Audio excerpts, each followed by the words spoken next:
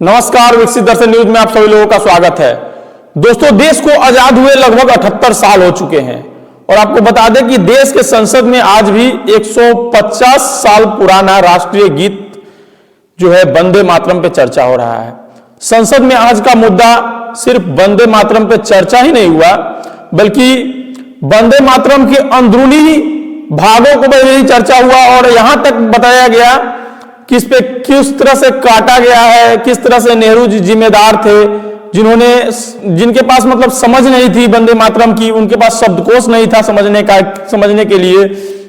और इन सारे मुद्दों पर लगातार बहस हुआ, लगातार चर्चा हुआ। प्रधानमंत्री जी ने लगातार इसका श्रेय लेने की कोशिश की और आपको बता दें कि जिस तरह से आज वंदे मातरम का संसद में चर्चा हुआ, लग रहा था कि देश आज भी गुलाम है और उस चीज को याद दिलाया जा रहा है जो आजादी के लगभग 50 से 100 साल पहले, 50 साल पहले यानी कि वो गीत लिखा गया था, वो गीत गाया गया था।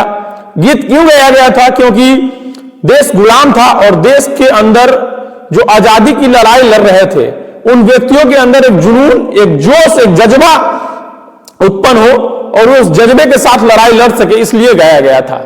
मगर एक होता है ना, बर्थडे मनाया जाता है, 150 साल बाद इस गाने का बर्थडे मनाया जा रहा है, इसका श्रेय लेने की कोशिश की जा रही है। मगर दोस्तों, ठीक है, श्रेय ले भी ले तो क्या ये हासिल हो जाएगा? क्या ये श्रेय से देश का प्रॉब्लम सॉल्व हो जाएगा? 78 साल हो गए देश आजाद हुए, लगभग हर काम देश में बेहतर हो रहा है, हर चीज देश में बेहतर हो रही है, देश अब गुलाम नहीं है। मगर जैसा संभावना लग रहा है कि जिस तरह से देश कारपोरेट के हाथ में जा रही है और वे लोग देश को गुलाम बना रहे हैं, कहीं ना कहीं इस बात का मतलब ज्यादा ये हो रहा है कि देश क्या एक बार फिर से कॉर्पोरेट के हाथों में जाकर गुलाम बन जाएगी। क्योंकि पहली बार अगर इंग्लैंड से कोई आई थी तो वहां से भी कंपनी ही आई थी और कंपनी ही आकर देश को गुलाम बनाई थी।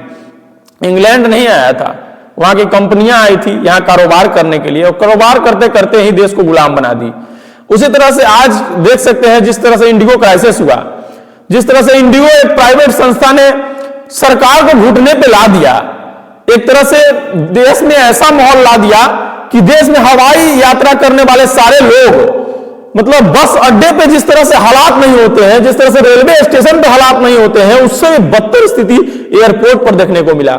कोई त्राहिमाम मचा हुआ था, कोई अपने बच्ची के लिए सैनिटरी पैड मांग रहा है, कोई शादीशुदा जोड़ा है जो हनीमून के लिए निकला हुआ है, उसे रिसेप्शन पे जाना है, कोई मतलब किसी की नौकरी जा रही है। इस तरह का माहौल देश में आज अगर आया है तो कहीं ना कहीं ये देन सरकार की है और इसका श्रेय भी सरकार ले ले कि इस प्रॉब्लम को कहीं ना कहीं अगर सरकार लाई है तो भाजपा सरकार है, क्योंकि आप श्रेय लेने में आगे निकल रहे हैं। तो श्रेय के साथ इसका भी श्रेय ले, क्योंकि आप ही ने इलेक्ट्रोल बॉन्ड का भी आविष्कार किया है और इलेक्ट्रोल बॉन्ड जिस तरह से आप लोगों ने लिया है उसी का देन है कि आज कंपनी इंडिगो इस तरह की मनमानी कर रही है और इलेक्ट्रोल बॉन्ड जो आपको दी है इसी का ये भुगतना भुगत रहे हैं देश के जनता।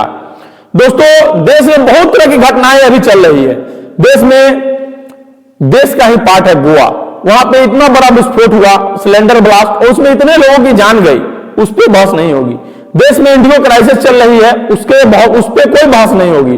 दोस्तों, देश में आज से कुछ दिन पहले मतलब दिल्ली के लाल किला, एक ऐसी जगह जहां से प्रधानमंत्री हर साल झंडा तोलन करते हैं, झंडा फहराते हैं, आजादी का महोत्सव मनाया जाता है, वहां पे बम ब्लास्ट हो जाता है। वहां पे इस तरह का माहौल क्रिएट किया जाता है, इमरजेंसी जैसा माहौल, मतलब बम ब्लास्ट जैसा माहौल सोचिए, जहां पे बम ब्लास्ट होता है, उस पर बहस नहीं होती है। देश को उस पर बहस नहीं करना है, प्रधानमंत्री जी को और सांसदों को उस पर बहस करने के लिए समय नहीं है।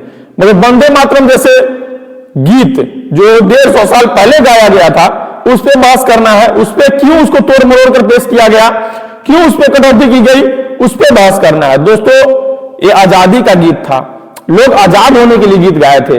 आज भी लोग इसको दिल से, भावना से प्रकट करते हैं और इस गीत को समर्पण देते हैं।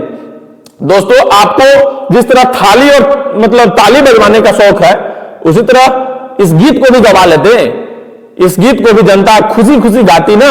इस देश की जनता आजादी को जानती है, आजादी के महत्व को पहचानती है, तो वे गाने में कहीं भी झिझक नहीं करती है। हर स्कूल में गाया जाता है, हर महोत्सव में गाया जाता है, जो राष्ट्रीय महोत्सव होता है उसमें गाया जाता है, कोई नई बात नहीं है। दोस्तों ये छोटा है बड़ा है, इसमें काट कूट मतलब जो भी काट किया गया या फिर क्या किया गया, ये बहुत पुरानी बातें हैं। ये काटा भी गया या फिर जो भी छांटा भी गया, ये 150 साल पुराना गीत जो देश में गाया गया, देश की आजादी के लिए गाया गया, देश की आजादी के उत्सव को मनाने के लिए गाया गया। मगर दोस्तों आज इसका संसद में चर्चा होना, क्या इस बात से कोई ये नहीं है कि बंगाल चुनाव का चर्चा हो रहा है, बंगाल चुनाव के लिए माहौल बनाया जा रहा है। एक मुसलमान की पार्टी है AIMIM, जो मुसलमानों की राजनीति करती है, वो कुछ और टोन छोड़ेगी, बीजेपी कुछ और टोन छोड़ेगी, और दोनों को मुस्लिम अलग राजनीति करेगी। ये प्रधानमंत्री जी बोलते हैं कि ये लोग कटछट करते हैं और मतलब अलग राजनीति करते हैं, मगर जिस तरह से अलग आज की राजनीति हो रही है, माहौल बनाया जाता है, हिंदू को अलग राजनीति करनी है, मुसलमानों को अलग राजनीति करनी है।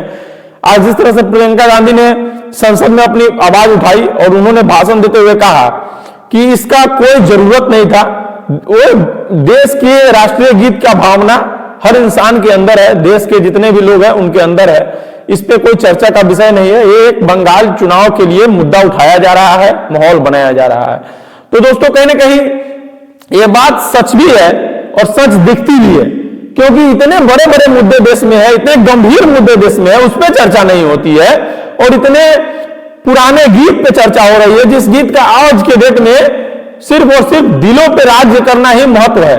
और जो लोग इस गीत को गाए थे वे लोग भी आज नहीं है, जो लोग इस गीत को फील किए थे, जो लोग इस गीत को गाते गाते फांसी पर झूल गए थे, वे लोग भी आज इस दुनिया में नहीं है। मगर उन लोगों को बखूबी यह देश याद कर रहा है और याद करता रहा है, इसमें कहीं कोई कुरेज नहीं है। हर वो लोग हर वो बच्चे जो स्कूल में पढ़ते हैं, उन्हें चंद्रशेखर आजाद के बारे में, सुभाष चंद्र बोस के बारे में, महात्मा गांधी के बारे में बखूबी पढ़ाया जाता है। वे लोग जान रहे हैं इस चीज को, वे लोग जानना चाहते हैं इस चीज को। ये कोई नई बात नहीं है कि इस देश में इस तरह का माहौल बनाया जाए कि इस गीत के माध्यम से आप सारा प्रॉब्लम सॉल्व कर रहे हैं। क्या कर रहे हैं इस गीत के चर्चा के को ला करके, इस गीत को चर्चा में ला करके क्या हासिल हो जाएगा? क्या वैसे लोग भले इस मुद्दे को उठा लेंगे या उस मुद्दे को डाइवर्ट कर लेंगे, मगर जो लोग पढ़े लिखे हैं, जो लोग समझदार हैं, जो लोग अपने स्कूल में, कॉलेज में प्रार्थना के वक्त ये गीत गाए हैं, क्या वे लोग हजम कर पाएंगे कि ये गीत गलत है? क्या इससे कटने फटने छटने से क्या फर्क पड़ता है? आप इसका 10 लाइन और जोड़ लीजिए, 100 लाइन और जोड़ लीजिए, इसका पूरा का पूरा गीत गवा लीजिए, मगर इससे क्या फर्क पड़ जाएगा? राजनाथ सिंह कहते हैं दुनिया की कोई भी ताकत इस गीत को आप मतलब खत्म नहीं कर सकती। अरे भाई कौन खत्म कर रहा है? कौन खत्म कर रहा है? इस देश के कोई भी नागरिक इस गीत को गाने से खत्म मतलब कुरेज नहीं करता है। कोई वंदे मातरम, कोई जन गण मन गाने से कुरेज नहीं करता है। अरे हम तो शुक्रगुजार हैं ऐसे सांसदों का। पप्पू यादव ने आज सवाल कर दिया कि प्रधानमंत्री जी खुद मतलब इस गीत को गाए बिना टेलीप्रॉम्प्टर को पढ़े हुए तो हम मान जाएंगे। इतना बड़ा सवाल, अगर इतना बड़ा कोई उंगली उठाया है तो बहुत ही बड़ी बात है। दोस्तों कहीं ना कहीं ये कहना मजबूरी भी हो जाता है कि टेलीप्रॉम्प्टर पढ़ के राजनीति करने वाले हमारे देश के प्रधानमंत्री क्या इस गीत को सही में गा पाएंगे? क्या उनको इतना भी है गीत का ज्ञान कि वो गा पाएंगे? क्योंकि चौथी पास का पोस्टर तो पहले भी दिल्ली में लग चुका है और आज भी उनके डिग्री पर संदेह है। और गोबर गैस से चाय बनाने वाले प्रधानमंत्री क्या इस गीत को गा पाएंगे? क्या वे वंदे मातरम को पूरी तरह से आज भी अगर वो जोड़ना भी चाहते हैं तो क्या वो जोड़कर भी गा पाएंगे?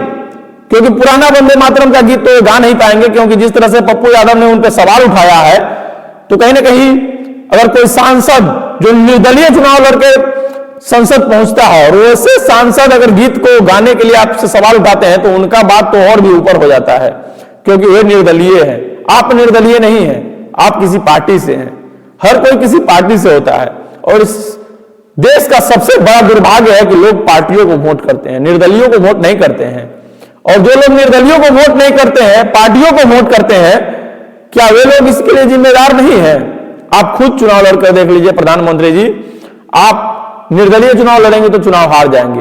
मगर पप्पू यादव एक ऐसे नेता है जो निर्दलीय चुनाव जीतकर संसद पहुंचते हैं और ये पहली बार नहीं है, कई बार उनके साथ ऐसा हो चुका है, वो कई बार निर्दलीय चुनाव लड़कर संसद पहुंच चुके हैं। तो उनका सम्मान किया जाए और एक बार बिना टेलीप्रॉम्प्टर का गीत जरूर गाया जाए। सबसे बड़ा इस देश के लिए सौभाग्य होगा कि आप ये गीत बिना टेलीप्रॉम्प्टर के पढ़े हुए गाएंगे। दोस्तों आप लोग इस बारे में क्या सोचते हैं, कमेंट करके जरूर बताएं। दोस्तों सबसे बड़ी बात और सबसे बड़ा मुद्दा इस देश का परेशानी, देश का प्रॉब्लम होना चाहिए। डॉलर बढ़ता जा रहा है, रुपया गिरता जा रहा है, देश में एरोप्लेन क्राइसिस हो रहा है, इंडिगो अपना मनमानी कर रही है। आज भी 300 प्लेन लगभग मतलब 300 जो प्लेन का जो टिकट था वो मतलब 300 रूट का कैंसिल हो चुका है। और आपको बता दें कि जिस तरह से मतलब गोवा में ब्लास्ट हुआ, सिलेंडर ब्लास्ट हो या फिर जो भी हो, उसके बाद देश में ब्लास्ट हुआ, राजधानी में ब्लास्ट हुआ, राजधानी का एयर मतलब इतना प्रदूषित हो चुका है, हवा इतना प्रदूषित हो चुका है, उस सारे मुद्दों पे कोई ध्यान ही नहीं है। देश के जो जरूरी वाले मुद्दे हैं उन पे कोई ध्यान नहीं है, मगर देश के बाहर के जितने भी मुद्दे हैं जिन पे डाइवर्ट किया जाए, जनता को गुमराह किया जाए, उन सारे मुद्दों पर चर्चा होती रहती है। तो आप लोग क्या सोचते हैं, कमेंट करके जरूर बताइएगा। दोस्तों इस वीडियो में इतना ही। जय हिंद, जय भारत, वंदे मातरम।